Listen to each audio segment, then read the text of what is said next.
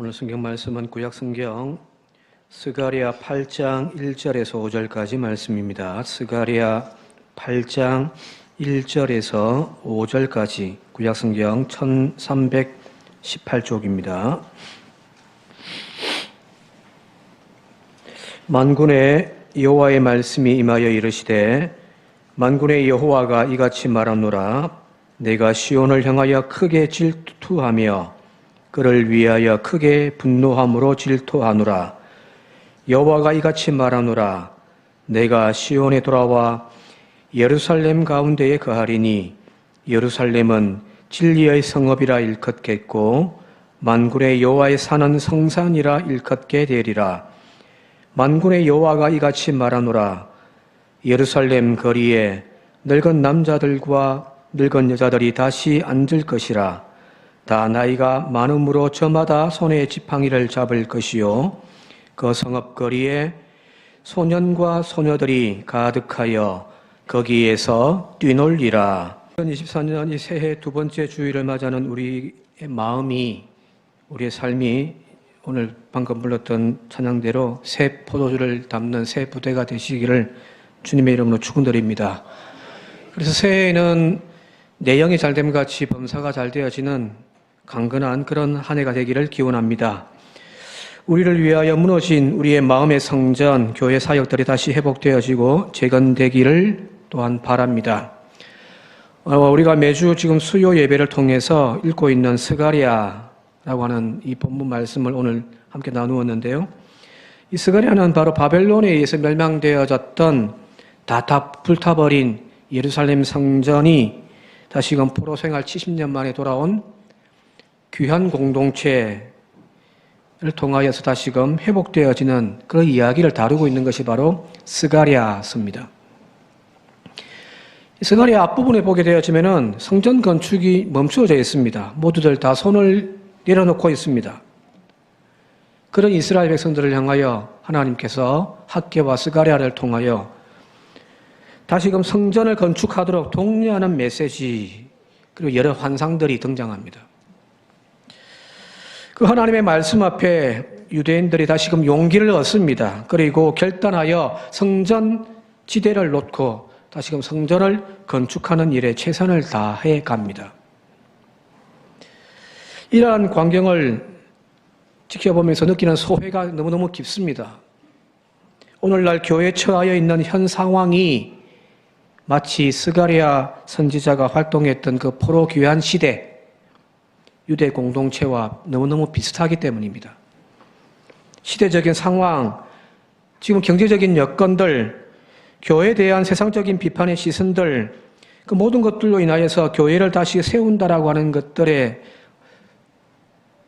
모두가 지쳐있어 다 두 손 놓고 있는 그런 형국이기 때문입니다.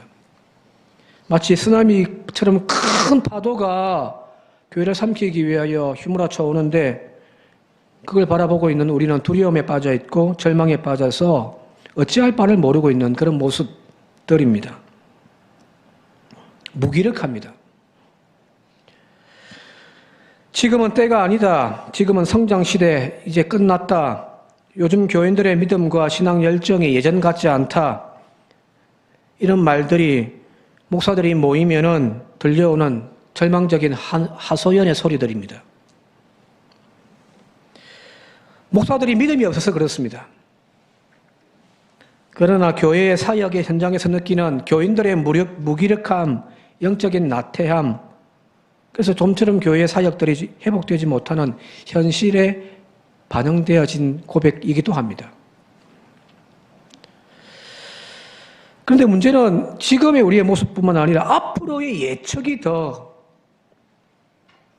밝지 않다는 거거든요.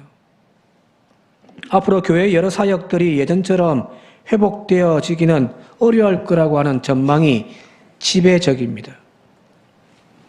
70년대, 80년대, 90년대까지요. 광풍처럼 몰려왔던 그 대부흥의 운동. 그래서 교회들마다 그 차고 넘쳤단 말이에요. 그죠? 산정교회도 그때는 아마 잘 나갔을걸요. 그런데 그 부흥의 역사들이 이제는 아련한 옛 기억으로, 추억으로 남게 될 전망이라는 겁니다. 종교에 대한 무관심의 세대들이 등장했습니다. 설문조사를 한 결과를 보게 되어지면은 그 70%가 넘는 숫자가 나는 무교다. 기독교가 싫다는 그게 아니에요. 불교가 싫다, 천주교가 싫다, 그게 아니라 나는 그냥 무교다. 종교 상관없다. 꼭 살아가는 세대들이 등장한 거예요. 교회에 대한 세상의 비판적인 시선이 차고 넘칩니다. 거기에다가 교회 외적으로 세계에서 가장 낮은 출산율, 대한민국의 그 출산율로 인하여서 교회 안에 다음 세대들이 점점점 살아가고 있잖아요. 그죠? 이제 교인들의 숫자가 줄어들어가고 있고, 더 심각한 것은 젊은 세대들이 교회를 이탈하고 또 이탈해 가고 있어서 교회는 더욱더 노령화되고 있다는 겁니다. 우리의 현실이기도 하잖아요. 그죠? 교회를 다시 세우기 위하여 모든 조건들이 우리에게 너무너무 불리한 형국입니다. 그러나 하나님은 학개 선지자를 통하여, 그리고 스가랴 선지자를 통하여 그 무기력함에 빠져있는 유대 공동체에 성전을 다시 세우라고 계속해서 지속적으로 명령하십니다. 부탁이 아닙니다. 명령이었습니다. 그 명령은 교회를 다시 세우는 일에 손을 늘어뜨리지 말고 다시금 열심히 한번 내어보아라는 이야기입니다. 이런 하나님의 명령이 오늘 절망 속에 믿음의 손을 쭉 늘어뜨리고 있는 우리들에게도 들려질 수 있길 바라고, 다시금 희망을 품는 하나님의 음성이 되어질 수 있기를 주님의 이름으로 부탁을 드립니다. 자, 그런데 여기서 우리가 이제 주목해야 될 것이 있습니다. 교회 다시금 우리가 재건시켜야지, 그죠? 점점점 무너져 가고 있는 대로 그냥 지켜볼 수는 없잖아요. 산정교회가 10년 뒤, 20년 뒤에 무너져 있는 그 모습 여러분들 상상만 해도 가슴이 아프지 않습니까? 그죠? 가만히 두고 있으면 무너질 수밖에 없는데, 우리가 하나님 말씀 붙잡고 교회 다시 세우기 위하여 몸부림쳐야 될 거 아니에요. 그죠? 자, 그런데 여기서 우리가 짚고 넘어가야 할 대목이 있는데, 그것이 무엇이냐면은, 사실 교회를 세워가는 것은 사람이 하는 일이 아닙니다. 좋은 목사 한번 모시면 교회가 부흥되어질 것 같습니까? 아니에요. 좋은 일꾼들 교회에 있으면 교회가 막 성장할 것 같죠? 그것도 아닙니다. 그건 우리의 착각입니다. 하나님의 몸된 교회를 세우시는 것은 바로 하나님의 사역이고 하나님의 일입니다. 하나님이 하시는 일입니다. 열정을 잃어버린 교인들의 등을 억지로 떠밀면서 교회 사역들을 다시 회복시키자고, 또 멱살 잡고 억지로 끌고 나와서 교회를 한다고 교회의 사역들이 회복되어지고 교회가 다시금 부흥하는 것이 아니라는 거예요. 이 모든 일들을 사람이 아닌 하나님이 하신다는 사실을 절대 잊지 않기를 바랍니다. 하나님이 하십니다. 에스겔 10장 18절에 보게 되어지면 하나님의 영광이 예루살렘 성전, 솔로몬 성전에서 떠나버리는 이야기가 나옵니다. 같이 한번 읽어볼까요? 글자가 좀 작습니다만은 에스겔 10장 18절 같이 한번 읽어보도록 하겠습니다. 시작. 여호와의 영광이 그룹에서 올라와 성전 문지방에 이르니, 여호와의 영광이 성전 문지방을 떠나서 그룹들 위에 머무니. 무슨 이야기냐면은 솔로몬이 지어놓은 그 예루살렘 성전이 하나님의 영광으로 가득 차야 되는데 온갖 세상 우상들이 지금 성전 안에 가득 차 있는 거예요. 쉽게 이야기하면 교회에 들어오는 입구에부터 시작해서 불상이 세워졌고요. 2층에 갔더니 무슨 또 이상한 또 나무로 만든 우상이 또 하나 있고요. 지금 성전이 그런 형국이란 말이에요. 그러니 하나님이 이런 기도하는 여호와의 집이어야 하는 이 집이 우상들로 가득 차 있으니 하나님의 영광이 지금 저 지성소 안에서부터 붕 떠가지고 지금 밖으로 나가버리더라는 이야기입니다. 자, 그런데 이 에스겔서의 후반부에 가게 되어지면은 그 떠나버렸던 하나님의 영광이 다시금 새 예루살렘 성전, 옛날 성전이 아니에요. 그건 다 불타버리고 새롭게 지어질 예루살렘 성전 가운데로 돌아오는 이야기가 나와 있습니다. 43장, 에스겔 43장 4절에서 5절 같이 한번 읽어보도록 할까요? 시작. 여호와의 영광이 동문을 통하여 성전으로 들어가고 내가 보니 여호와의 영광이 성전에 가득하더라는 거거든요. 그죠? 떠나버렸던 하나님의 영광이 다시 돌아와서 성전 안에 충만하게 거하시더라는 이야기입니다. 여기 타락했던 이스라엘 백성들의 죄 때문에 더 이상 참지 못하고 견디지 못했던 하나님께서 그 성전을 떠나 버리셨고 그 성전은 결국 허물어져 버리더라는 거예요. 바벨론의 소리에 의해서 처참하게 짓밟히고 불타버렸습니다. 자, 그러나 다시 하나님의 성전이 회복되어지고 하나님은 다시금 그 성전 가운데로 들어오시겠다고 말씀하고 계시는 거잖아요. 그게 에스겔의 환상의 내용들이거든요. 그 에스겔에 보았던 환상이 오늘 성경 본문 보니까 스가랴에도 똑같이 지금 말씀하고 계신 거예요. 3절 말씀을 같이 한번 읽어볼게요. 3절입니다. 시작. 여호와가 이같이 말하노라. 내가 시온에 돌아와 예루살렘 가운데 거하리니. 여기까지만 읽을게요. 내가 다시금 시온으로 돌아올 것이다. 그리고 내가 그 성전 가운데 내가 다시금 거할 것이다 라는 거잖아요. 이스라엘이 변하고 유대인들이 정신 차렸기 때문일까요? 바벨론 70년의 세월 동안 그들의 신앙이 다시금 정결해졌고 하나님 보시기에 합당했기 때문에 하나님이 다시금 돌아오시는 건가요? 아닙니다. 본문 말씀이 보게 되어지면 하나님께서 다시금 돌아오신 것, 다시금 하나님께서 그 성전 가운데 충만하게 거하시는 이유가 나와 있는데 그것은 바로 하나님의 질투 때문입니다. 2절 말씀 같이 한번 읽어볼게요. 2절 시작. 여호와의 만군의 여호와가 이같이 말하노라. 내가 시온을 위하여 크게 질투하며 그를 위하여 크게 분노함으로 질투하노라 하는 겁니다. 여기 질투라는 말 좀 부정적인 단어로 번역되어 있어가지고 사실은 조금 우리가 성경을 이해하는데 조금 헷갈립니다. 질투라는 말은 뭔가를 이렇게 막 시기한다는 그런 의미잖아요. 그죠? 근데 세번역을 보면은 그 의미가 좀 잘 표현되어 있어서 이렇게 되어 있습니다. 세번역으로 한번 제가 읽어드릴게요. 2절 말씀입니다. 나 만군의 주가 말한다. 나는 시온을 열렬히 사랑한다. 누구라도 시온을 대적하면 용서하지 못할 만큼 나는 시온을 열렬히 사랑한다라는 겁니다.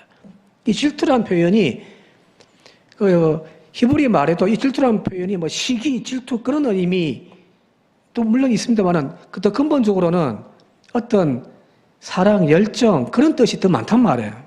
한번 물어볼게요.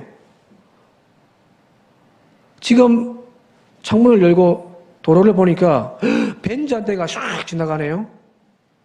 최고급 차 벤츠가 막 확 지나갑니다. 여러분들 질투납니까? 질투납니까? 부럽지요, 그죠? 질투는 안 나요. 그런데 여러분들 옆에 계신 아무개 권사님, 집사님, 장로님께서 벤츠를 샀다네요. 부럽기도 하겠지만 질투가 납니다. 무슨 말인지 아시겠습니까? 질투는 사랑의 관계 속에서 만들어지는 겁니다. 남의 여자가 다른 남자 만나도 여러분 질투 납니까? 안 나요. 근데 내 마누라가 다른 남자하고 앉아가지고 속닥속닥거리면서 막 하하 웃고 막 거역한 눈빛으로 쳐다보고 있으면 질투가 납니다. 제 사모가 가끔 텔레비전을 보는데 텔레비에 멋진 배우가 나와가지고 막 있는데 막 거기 빠져보고 있으면 저는 질투가 납니다. 화가 납니다. 왜 그럴까요? 그 질투에는 사랑이 같이 묶여있기 때문입니다. 그죠? 이해되시죠? 지금 여기서 하나님께서 크게 질투하며 크게 분노함으로 질투하며라고 하는 이 표현을 세번역이 번역해 놓았듯이 열렬히 사랑한다, 열렬히 사랑한다 라고 읽을 수 있단 말이에요.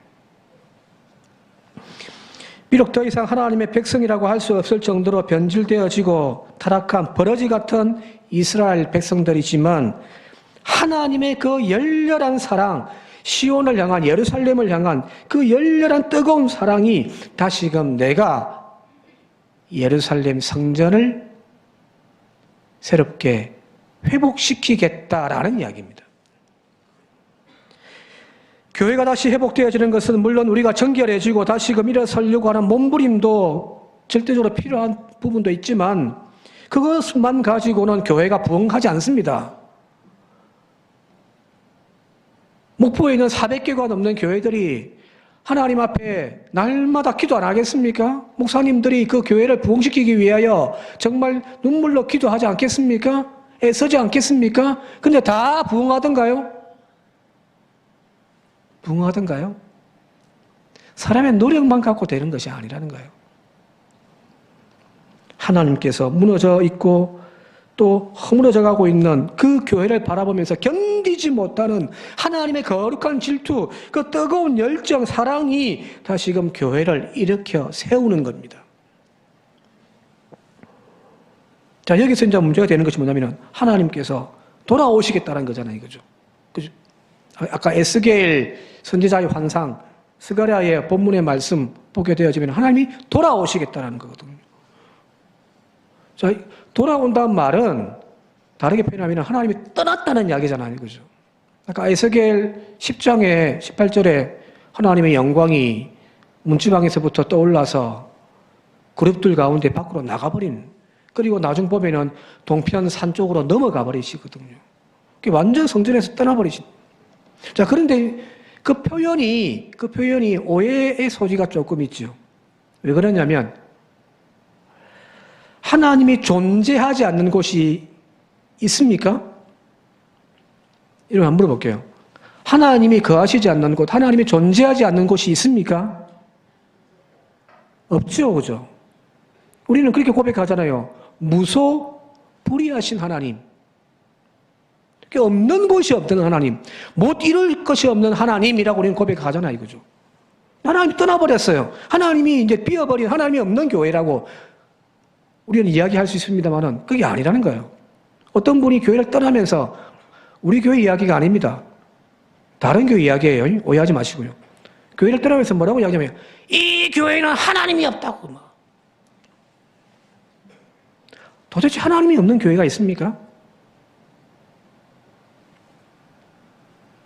자, 그렇다면 여기 하나님이 떠나셨다, 하나님이 돌아오시겠다라고 하는 표현의 의미는 뭘까요?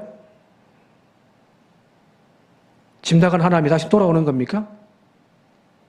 아니에요. 하나님은 없는 곳이 없습니다. 아무리 사악한 그곳이라도 하나님의 사랑은 여전히 머물러 있습니다. 자, 이 의미를 우리가 좀 이해하기 위해서는 좀 비유적으로 표현하자면 그렇습니다. 어렸을 때 아이와 함께 그 장난감, 조립해서 만드는 장난감, 어린이날이 되어져가지고 한 6살 때인가요? 이제 어린이날 선물로 뭘 사갖고 갔냐면은 그 레고 장난감을 사갖고 갔습니다. 근데 이 6살 아이가 그거 조그만 그 조각 거 갖고 뭐 하겠습니까?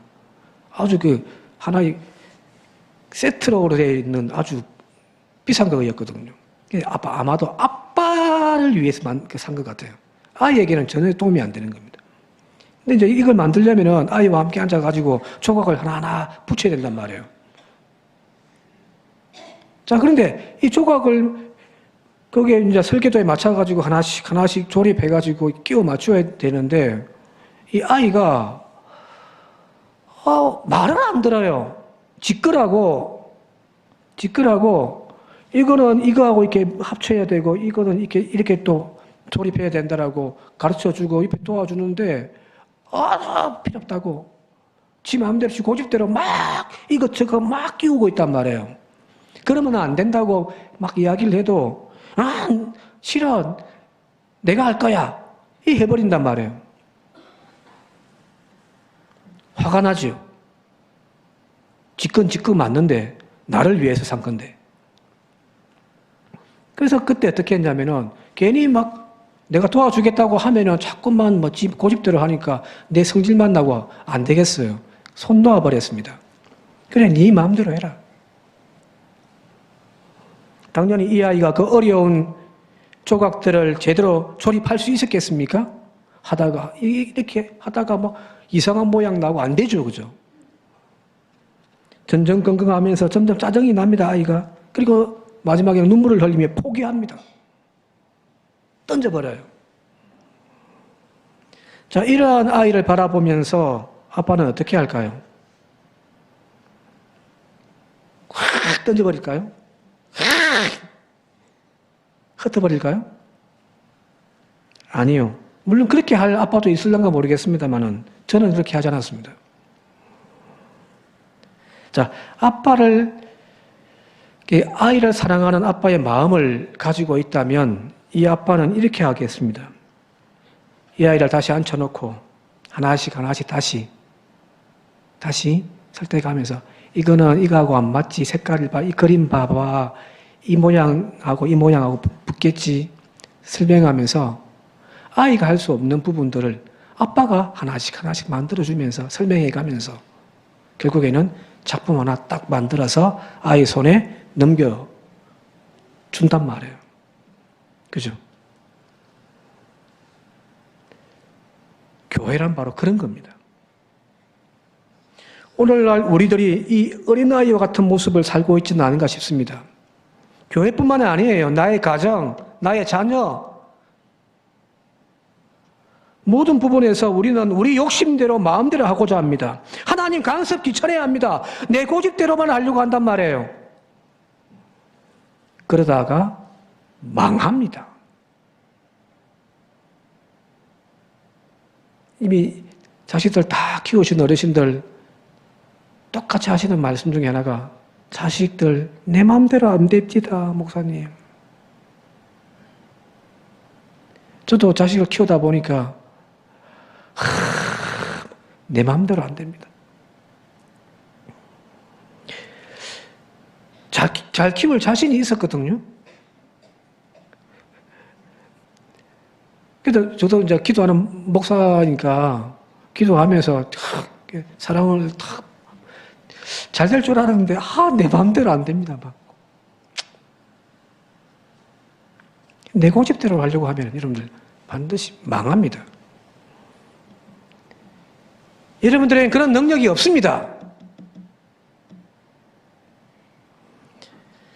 중세의 어두운 터널을 지나왔던 인간, 그 인간들이 이제 18세기, 19세기 계몽주의 사상이 일어나기 시작했습니다. 인간의 이성을 다시 발견하는 거예요. 그동안은 뭐 신에 짓눌린 인간, 종교에 억압되어 있는 인간의 역사에서 이제 막 뛰쳐나오면서 이제 인간을 발견하기 시작했습니다. 계몽주의 사상이 시작되어졌습니다. 이성을 가진 이 특별한 존재인 인간이 보니까 과학 기술이 막 발전하거든요. 이성을 이제 발달되어지니까 문명이 발전합니다. 적어도 18세기, 19세기 때에는 지금까지 경험해보지 못했던 인류의 엄청난 발전이 일어났습니다. 그죠? 과학을 토대로 해서 기술들이 발전되어지고 여러 산업화가 이루어지고요. 그죠? 그러면서 사람들은 유토피아가 건설될 거라고 생각을 했었습니다. 인간에 대한 절대적인 신뢰가 있었단 말이에요. 그러나 그 모든 신뢰와 긍정이 한순간 무너졌던 것이 바로 20세기 초에 들어와서 유럽인들이 경험한 거예요. 그게 뭐냐면은 1차 세계대전, 2차 세계대전입니다. 인간에 대한 절대적인 긍정이었습니다. 와, 이성을 가지고 있는 이 이성이 극도로 발달되어지게 되어지면 세상이 완전 달라질 거다. 인간이 평화를 누리고 새로운 세상 만들어질 거다라고 긍정했던 그들에게 보니까 1차 세계대전, 2차 세계대전이 일어나가지고 엄청난 수의 사람들이 전쟁에서 죽어나가더라는 거거든요. 인간은 이성을 가진 위대한 지혜자라고 여겼는데 아니었습니다. 어리석고 우매한 존재라는 것을 깨닫게 되어집니다. 인간의 욕망이 세상을 더욱 망쳐놓는다는 것을 두 눈으로 목격한 겁니다. 교회 역사도 다르지 않습니다, 여러분들. 사람이 교회를 부흥시켜 나가고 사람을 통하여서 교회가 세워져 나가는 것처럼 보여집니다만은 아니에요. 한국 교회가 엄청난 부흥의 역사를 이루었잖아요. 그죠? 앞서 이야기했듯이. 전 세계가 한국 교회를 바라보면서 정말 기독교 역사에서 이루어 놓는 최고의 성공한 케이스라고 이야기를 했었습니다. 그러나 그 성공한 자리에서 교회는 세속적인 물질 만능에 빠져버렸습니다. 목회자들은 세상의 욕망과 타락으로 변질되어지기 시작했습니다. 더 이상 사람들에게 거대한 교회, 성공한 교회, 긍정적인 찬사는 이제 더 이상 들리지가 않습니다. 마치 하나님의 영광이 떠나버린 예루살렘 성전과 같은 그런 형국이 되어져 버렸습니다. 왜? 사람이 판을 쳤기 때문입니다. 그러나 하나님의 그 열렬한 사랑은 우리를 그냥 망하도록만 내버려 두시는 분이 절대 아닙니다. 내가 잘못하여 엉망진창 만들어 놓은 그 자리, 다 허물어진 자리지만 하나님은 두 손 놓고 있지 아니하시고 직접 개입해 들어오셔서 다시금 그 망쳐놓은 것들을 새롭게 만들어 가신 부분이 바로 하나님이십니다. 하나님의 열정적인 사랑, 세 번째 오늘 본문 말씀대로 표현하자면 열렬한 사랑 때문에 하나님이 다시금 이스라엘을 붙들고 세워 가신다는 사실입니다. 한국 교회의, 우리 교회의 희망은 바로 여기 있습니다. 망쳐져 버린 여러분들의 삶의 희망은 바로 여기 있습니다.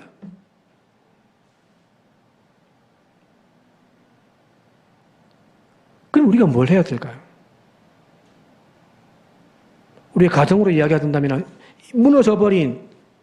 처참하게 무너져버린 이 가정을 세우기 위하여 우리가 뭘 해야 할까요? 다시금 사람들의 도움을 구하시겠습니까?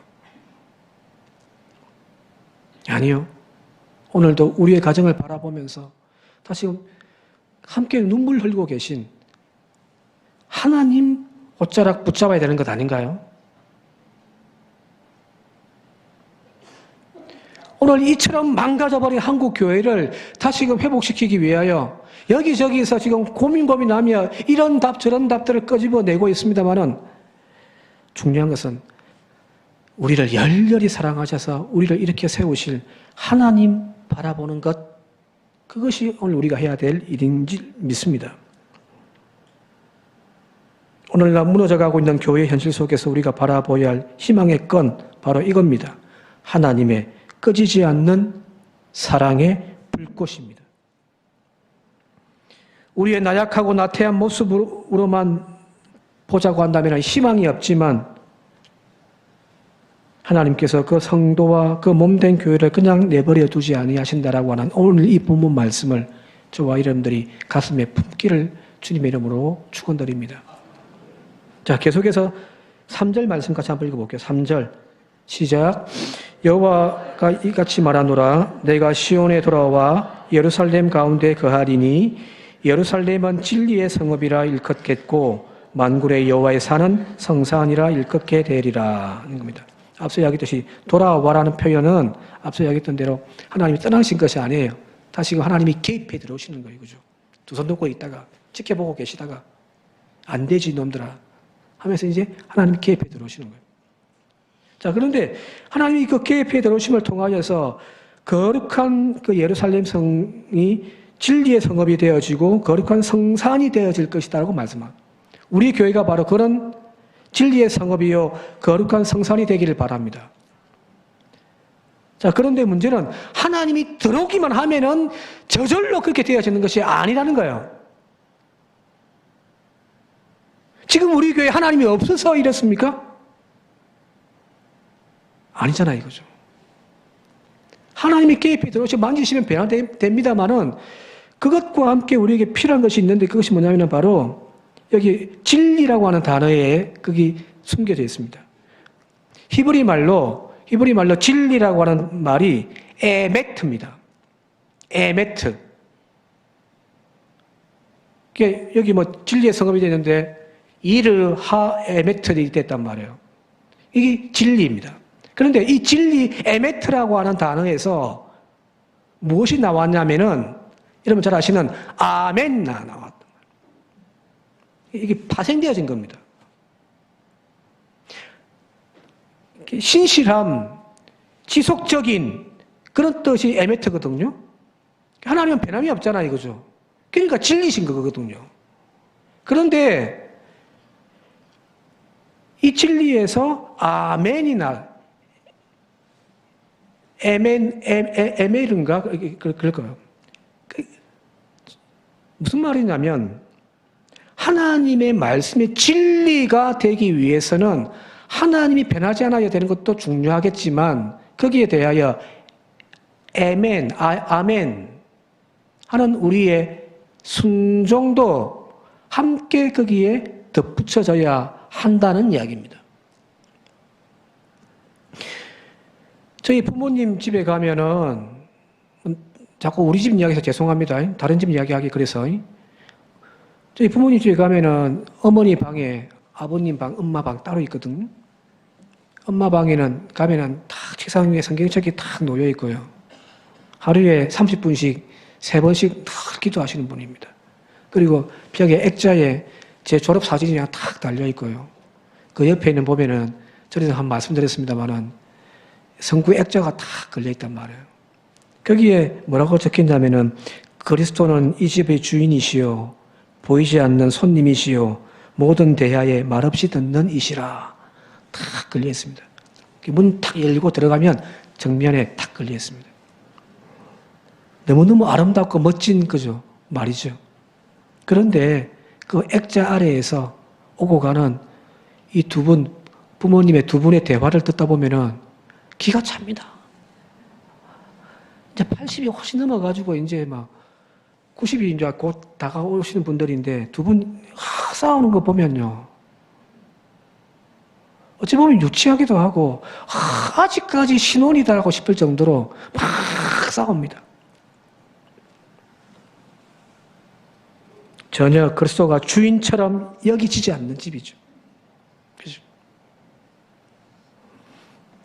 주님이 우리 집에 거하시지만 그분을 내 삶의 주인으로 아멘 하며 모시는 가정, 그런 교회가 바로 하나님께서 역사하시고 이루어 가시는 거룩한 성읍이 되어지고 거룩한 성산이 되어져 가는 겁니다.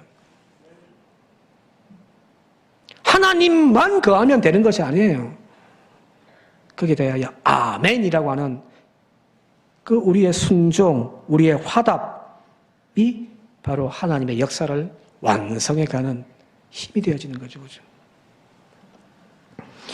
스가랴 1장에 보게 되어지면은 1장 3절에 이런 말씀이 나옵니다. 스가랴 시작할 때에 제가 읽어드릴게요. 3절에 1장 3절에 만군의 여호와께서 이처럼 이르시되 너희는 내게로 돌아오라 만군의 여호와의 말이니라 그리하면 내가 너희에게로 돌아가리라 만군의 여호와의 말이니라.